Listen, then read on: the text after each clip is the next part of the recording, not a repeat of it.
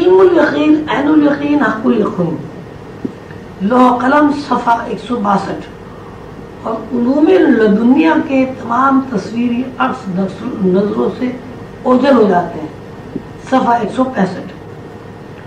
اس کی تشریح ہے تصوف کی 3 اصطلاحوں علم الیقین، عین الیقین اور حق الیقین کے بارے میں بتایا گیا تھا کہ یہ 3 مراتب عالم امر عام، عالم امر خاص اور عالم ناسوت سے متعلق ہے۔ عالم ناسوت کا پہلا رخ عالم امر عام کی طرف اور دوسرا رخ کائنات کی مادی دنیا کی طرف ہے۔ اسی زمین میں علم لوح اور علم قلم یعنی لوح و قلم کے علوم کا تذکرہ بھی کیا گیا تھا، اور یہ بتایا گیا تھا کہ انسان یا پوری کائنات 6 رخوں پر مشتمل ہے، اور یہ 6 رخ لطائف ستہ کے نام سے جانے پہچانے جاتے ہیں۔ اللہ تعالیٰ نے ان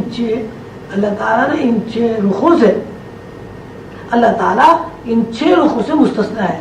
6 رخوں کے بارے میں مرشد کریم نے فرمایا ہے کہ 2 رخ روح اعظم ہے، 2 رخ روح انسانی کہلاتے ہیں، اور 2 رخ روح حیوانی یا نسمہ کہلاتے ہیں۔ نسمے کی مثال ایسی ہے جیسے ایک چادر تاروں سے بنی جاتی ہے۔ چادر میں 2 تار ہوتے ہیں، ایک تار کو تانا کہا جاتا ہے اور ایک تار کو بانا کہتے ہیں۔ یہ تار دراصل نور کے تار ہیں۔ نور کے تار جس خلا میں قائم ہے، اس خلا کا نام عالم امر خاص ہے۔ اس چادر یا اس خلا میں نور کے تار جو بطور تانے کے استعمال ہوئے ہیں وہ عالم امر عام ہے، اور جو تار بطور بانے کے استعمال ہوئے وہ عالم نسمہ کہلاتے ہیں۔ عالم امر خاص، عالم امر عام اور عالم نسمہ کے اوپر محسوسات کا ایک خول ہے جس کو جسم کہا جاتا ہے۔ جسم یا عالم نسمہ کی معرفت کو علم الیقین کہتے ہیں، عالم امر عام کی معرفت کو عین الیقین اور عالم امر خاص کی معرفت کو حق الیقین کہتے ہیں۔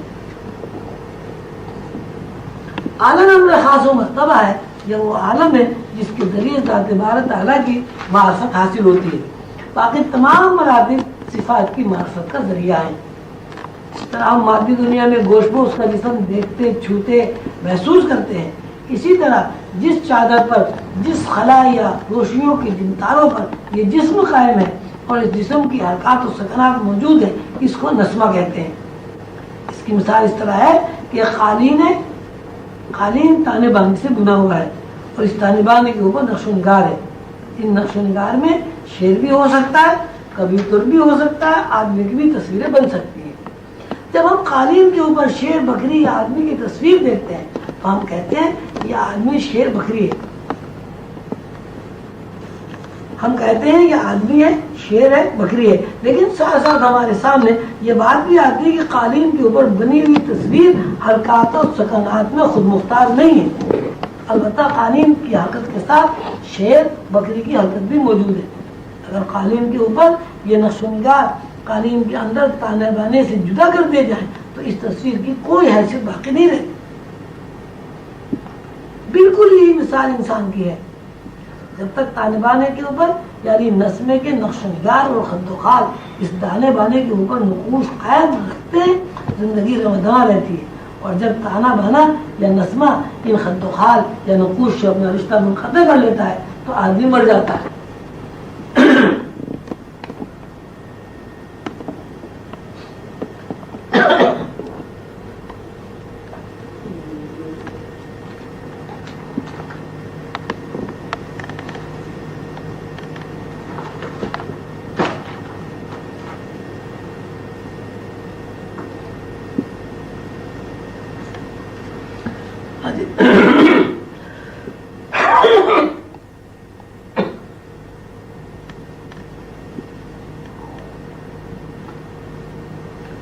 اور جب تانا بانا یہ رسمہ ان خد و خال یہ نقوش سے اپنا رشتہ منقطع کر لیتا ہے تو آدمی مر جاتا ہے۔ اس ساری وضاحت کا نتیجہ یہ نکلا کہ انسانی جسم دراصل خول ہے، خلا ہے۔ اس خول کے 2 رخ ہیں، ایک رخ مادی اعتبار سے خد و خال پر مشتمل ہے اور خد و خال میں ٹھوس پن ہے، اور دوسرا رخ جسم کے مطابق وہ اطلاعات ہیں جن اطلاعات کی بنیاد پر ہم جسم کو ٹھوس محسوس کرتے ہیں۔ مادی دماغ یہ مادی جسم انسان نہیں ہے، انسان ان دونوں کے اندر بستا ہے جو نظر نہیں آتا۔ جہاں یہ انسان بستا ہے وہ تجلی ذات کا ایک نقطہ ہے جو نور کی چادر کا ایک ذرہ یا حصہ ہے۔ یہ ذرہ یا خول جب اپنا مظاہرہ چاہتا ہے اور دماغ کو ٹھوس ہونے کی اطلاع فراہم کرتا ہے تو ہم اس کو جسم کہتے ہیں، اور یہی مظاہراتی دنیا ہے۔ نقطہ ذات سے نسمہ کی طرف اور نسمے سے جسم کی طرف نور کی ایک رو بہتی ہے۔ اسی طرح مظہر سے یعنی خد و خال کے جسم سے نسمے کی طرف اور نسمے کے نقطہ ذات کی سمت روشنی کی ایک رو بہتی ہے۔ وہ رو جو نور ہے یا نقطہ ذات سے مظہر کی طرف نزول کر رہی ہے، جسے ہم علم یا اطلاع بھی کہہ سکتے ہیں۔ اس کے اندر علوم لدنیا کا ذخیرہ ہوتا ہے، لیکن اس کے برعکس نور سے نزول کر کے جب یہ رو روشنی بن کر نقطہ ذات کی طرف نزول کرتی ہے تو اس اطلاع، اس علم یا اس نزول کو دنیاوی علوم کہا جاتا ہے، اور یہی وہ دنیاوی علوم ہیں جن کے اندر جسمانی تقاضے اور خواہشات ہوتی ہیں۔ اگر نقطہ ذات سے نزول کرنے والے علوم یعنی نورانی لہریں شعور کے لیے دلچسپی کا باعث ہے اور شعور ان میں توجہ کرتا ہے اور ان کو مرکزی حیثیت دیتا ہے، تو نورانی لہروں کا رنگ آہستہ آہستہ مظہری خاکوں پر یعنی نسمے کی دنیا پر غالب آ جاتا ہے۔ یہ نسمے کی دنیا نورانی لہروں کے رنگ سے رنگین ہو جاتی ہے۔ جب ایسا ہوتا ہے تو انسان کے اندر روح حیوانی اور انسان کا لطیفہ نفسی ان علوم کی نورانیت سے معمور ہو جاتا ہے، اور جب کسی انسان کا لطیفہ نفسی نورانی لہروں سے رنگین ہو جاتا ہے تو چونکہ نور ایک حقیقت ہے، نور کا رنگ بھی حقیقت ہے، اس لیے حقیقت کے اندر کثافت داخل نہیں ہو سکتی۔ یعنی انسان کا لطیفہ نفسی تاریکی سے گزر کر نور کی شعاعوں میں سانس لینے لگتا ہے، اور کثیر روشنیوں کے بجائے چھنی ہوئی لطیف نور کی شعاعیں نقطہ ذات کی طرف بہنے لگتی ہیں۔ نقطہ ذات سے مظہر کی طرف بہنے والی نورانی رو یا لہر جب ذخیرہ ہو جاتی ہے تو انسانی ذہن میں ایک نور پیدا ہو جاتا ہے۔ اسی نور کو سیدنا حضور علیہ السلام نے نور فراست کہا ہے۔ حدیث شریف ہے کہ مومن کی فراست سے ڈرو کہ وہ اللہ کے نور سے دیکھتا ہے۔ کسی انسان کے اندر جب نور فراست پیدا ہو جاتا ہے تو اس کے اوپر عالم امر عام کا انکشاف ہو جاتا ہے۔ عالم امر عام کے انکشافات سے جب لطائف اور زیادہ نورانی لہروں سے معمور ہو جاتے ہیں تو عالم امر خاص کا انکشاف ہوتا ہے۔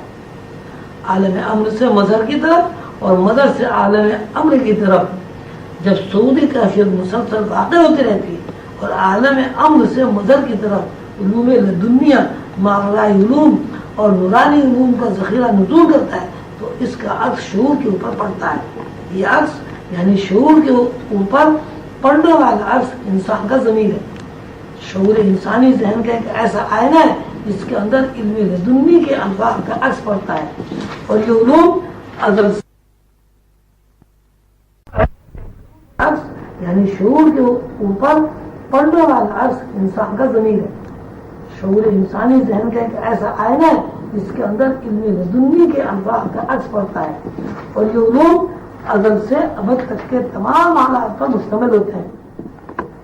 یعنی علوم میں ازل تا ابد جو حالات واقع ہو چکے ہیں، ہو رہے ہیں یا ہونے والے ہیں، یہ کائناتی تخلیق میں اللہ کی کیا مشیت ہے، کائنات کن فارمولوں پر تخلیق کی گئی ہے، کائنات کس طرح فیڈ ہو رہی ہے، یہ سب علوم دنیا میں موجود ہے۔ اور انہی علوم کی موجودگی یا انہی علوم سے واقفیت، انہی علوم کی مرکزیت کو عالم تمثال کہتے ہیں۔ اگر کسی شخص کا شعور یعنی ذہن مجلہ آئینہ ہے، صاف شفاف آئینہ ہے، تو بند آنکھوں سے یا کھلی آنکھوں سے حالات کا تصویری عکس نظر آتا ہے۔